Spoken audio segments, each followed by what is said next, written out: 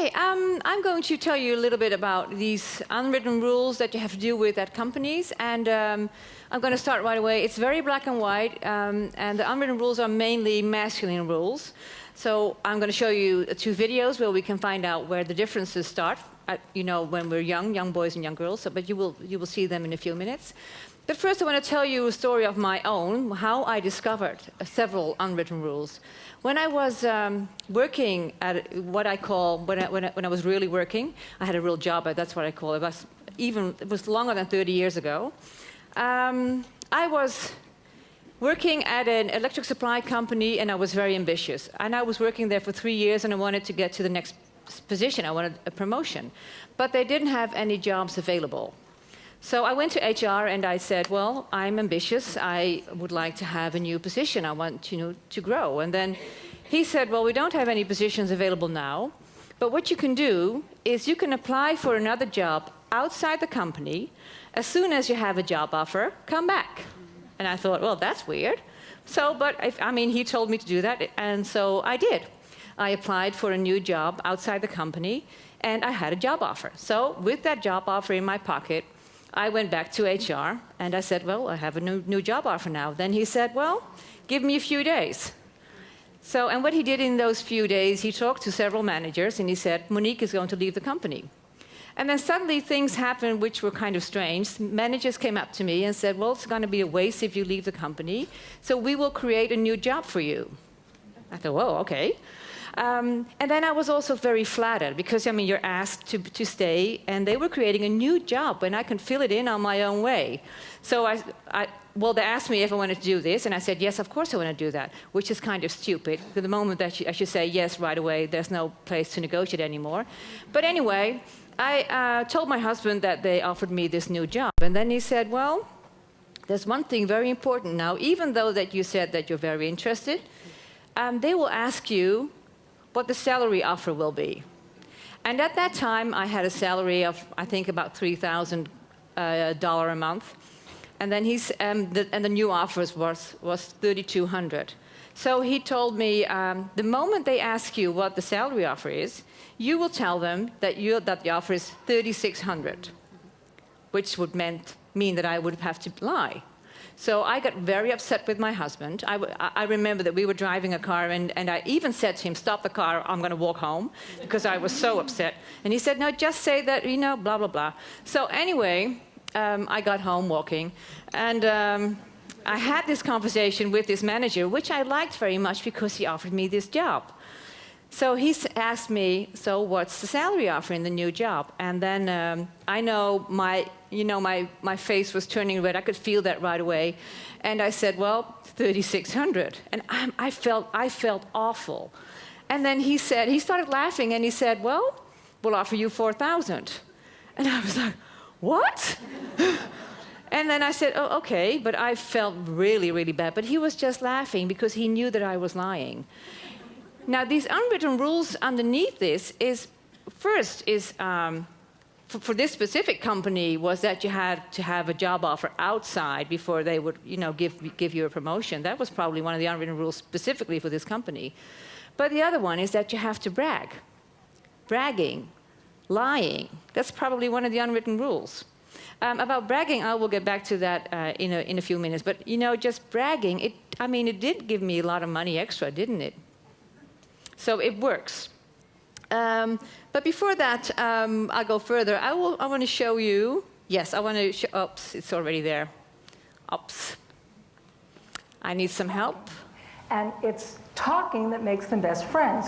A lot of what they do is telling each other secrets. Boys play in larger groups. It's the activity that's central. Their best friends are the ones they do everything with, not necessarily the one they tell everything to. I wanted to say something before the video was shown, but what you see here is the different ways that boys and girls bond to each other, which is kind of the basic of these unwritten rules. In this very short video, and I hope you saw it, we saw 3 differences in the way boys and girls bond. The first one is that boys tend to play in groups. I know this is very black and white, but they tend to play in groups of more boys. And actually, that's the start of networking. Networking is a very important unwritten rule. In these groups, the boys know exactly the informal hierarchy. They know exactly who's the fastest, who's the smartest. They know whose mother has the best cookies they can eat. So they have this informal hierarchy. While girls tend to play in pairs, they have a best friend. Now, in these groups and in that informal hierarchy, they have respect for the hierarchy. Now, this is what happens. When I was a young kid in school, and you might have had the same example, when you were allowed in sports, you were allowed sometimes to choose your team. Have you ever had that? You could choose your team? Okay, well, the boys, as they were playing in groups, they know, or they knew, or they know, who were the best players. So if a boy was allowed to choose the team, they would choose the best players. Now, if his best friend was not a good player, he wouldn't be chosen. Is that right? Now, we have these girls. You're a girl. You were allowed to choose your team. You only have one best friend because you're only working in pairs, which is very black and white. And you choose, and your best friend, girl best friend, is not a good player. And you don't choose her. What happens? You don't have any best friend anymore, do you? So what the boys do is that they respect the best players, and for girls it's important to have a best friend. And in this, and that's when it happens, why it's so important that for boys, gaining respect is much more important than being nice to each other. So that's also a big difference. So gaining respect is also an unwritten rule. And for a female environment, it's much more important to be nice to each other. So that's a big difference. The second difference, what we saw in this very short video, is that boys tend to do things together instead of talking to each other. And in that doing, and this is the most important part of the unwritten rules, there's competition. And competition is a very important unwritten rule. It's all about winning and losing. Now, let's say that there are two boys, and they are playing soldier. Now, they're sitting on their horse, and let's call them John and Peter. And they're sitting on their horse, and they're having a sword. What happens is that John and Peter, they play with a sword, and John kicks Peter from his horse with the sword. What does Peter do? He gets back on his horse. He starts laughing, because that was round number one. So they're playing on the horse again with the swords, and John kicks Peter from his horse again. Peter gets back on his horse, and they're having lots of fun. It's all about rounds, round number one, round number two. It happens round number three. It's the same thing happens. Now we have John and Jennifer, and John kicks Jennifer from her horse. What does she do? She starts crying. She starts crying, goes to her mother, and says, I don't want to play with John anymore. And John is still sitting on his horse, waiting for Jennifer to come back, because the game started the moment that he kicked her from the horse. But for Jennifer, the game is over. And this is a very important unwritten rule, is that you always have to get back on your horse. Whether you're a man or a woman, you always have to get back on your horse. Now, let's say that you're negotiating. You're very well prepared, and the first thing that you have to be prepared of is the first no. Now, many people prepare the negotiation on the content. They will prepare about what they want, they will prepare about kind of arguments, but they're not always prepared on the first no. And the first no is like this. Let's say you want a salary increase. Now, few of you might want to have that. This is what happens. You may ask for, let's say, a 500 euro raise. And then if it's a male manager, there's a difference between male managers and female managers. If it's a male manager, he will probably say, no, that's not going to happen because we don't have any budget. That's the first no. Many women take the no very seriously, and they think, okay, this is a no, the negotiation stops. You get kicked off your horse. But if it's a male manager, this is the introduction to start the game. This is the moment to play the negotiation game.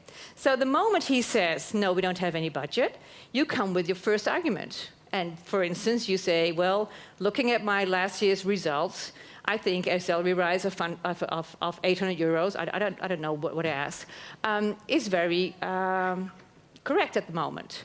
And then he will say no again. For instance, he will say, well, if I give you a salary rise, I have to give the whole department salary rises. And that's the invitation to come with argument number two.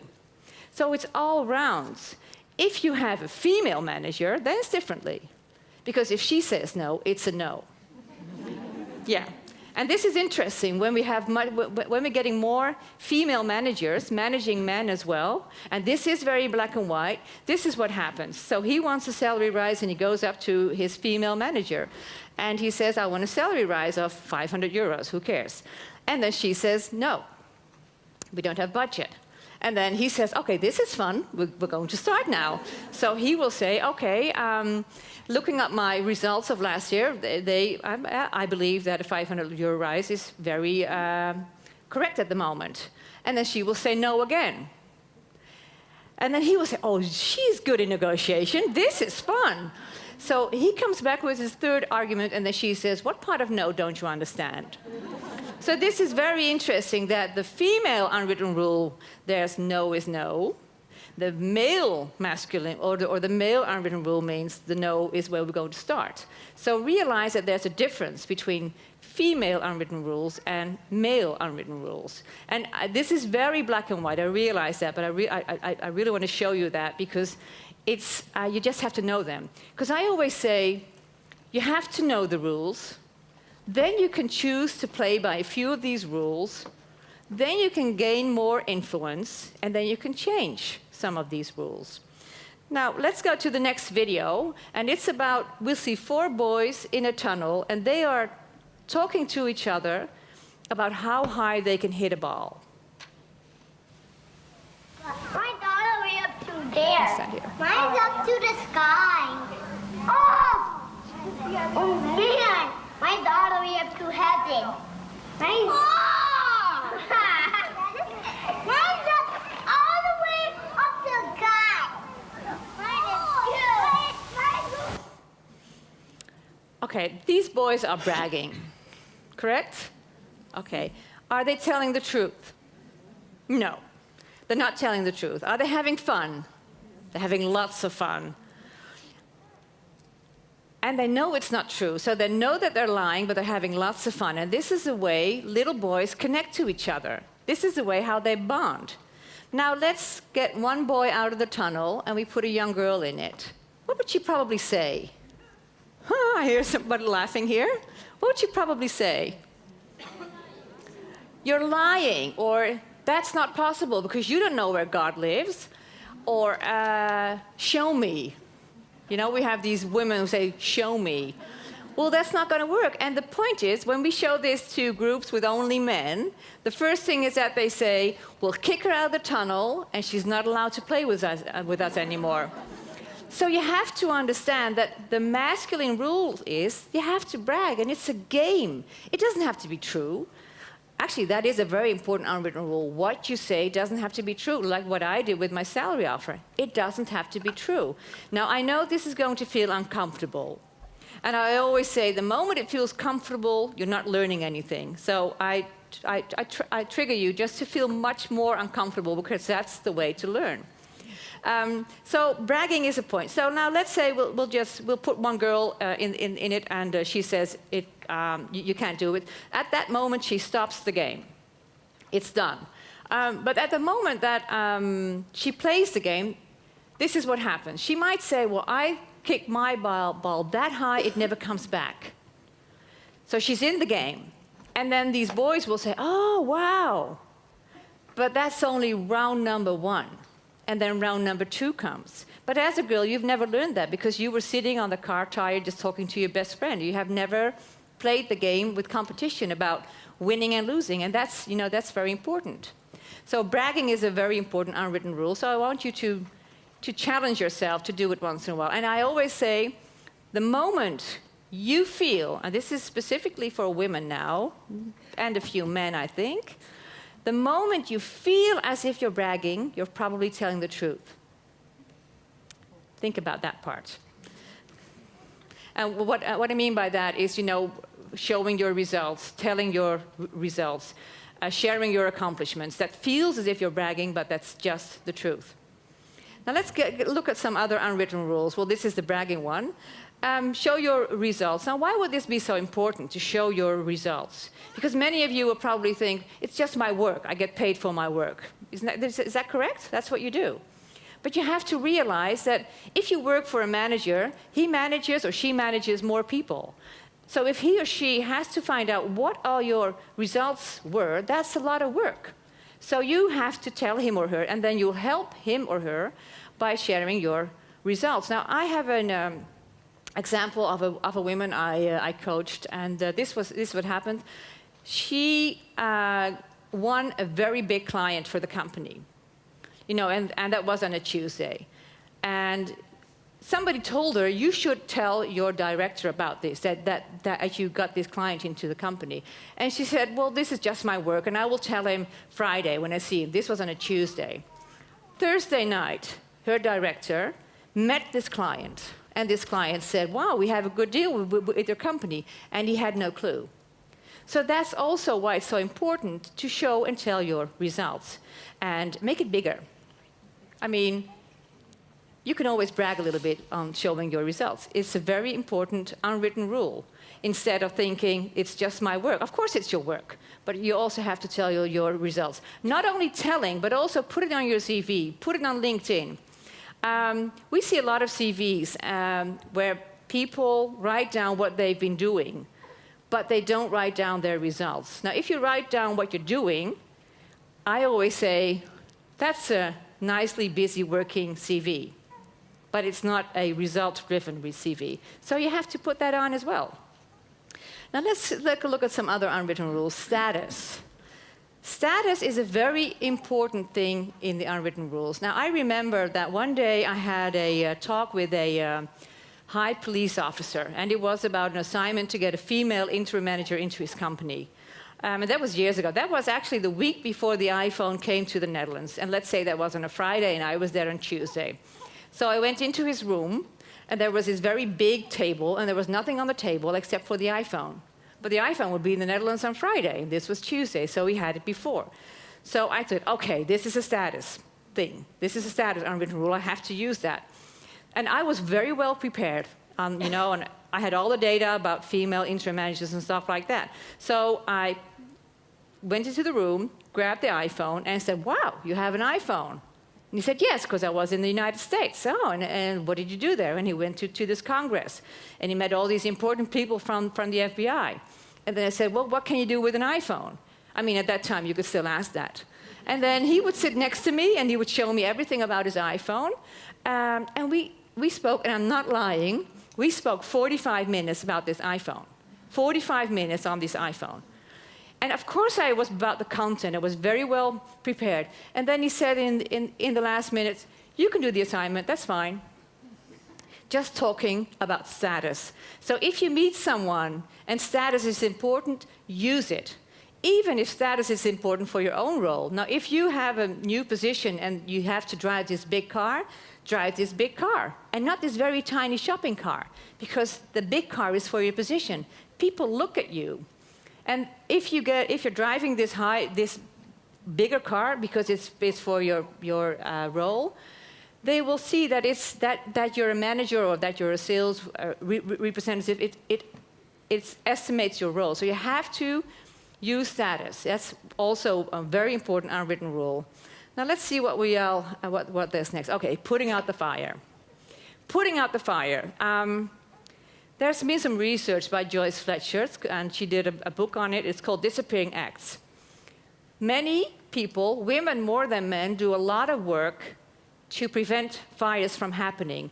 And that means making a phone call, typing a letter, doing things so things will de-escalate. It doesn't escalate. But nobody sees what you've been doing. I have a very simple example from my husband. And you'll probably recognize that. When he empties the dishwasher, yeah, oh, okay, you know where I'm going, he will tell me.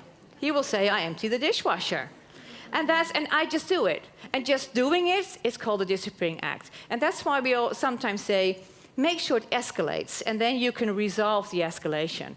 When at the same police force where we worked for, we did some research. And because they were curious, is our company ready to get more women on board?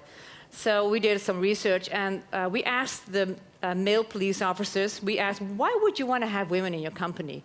And one of the reasons was, well, because they de-escalate. You know, when there's a fight, they de-escalate.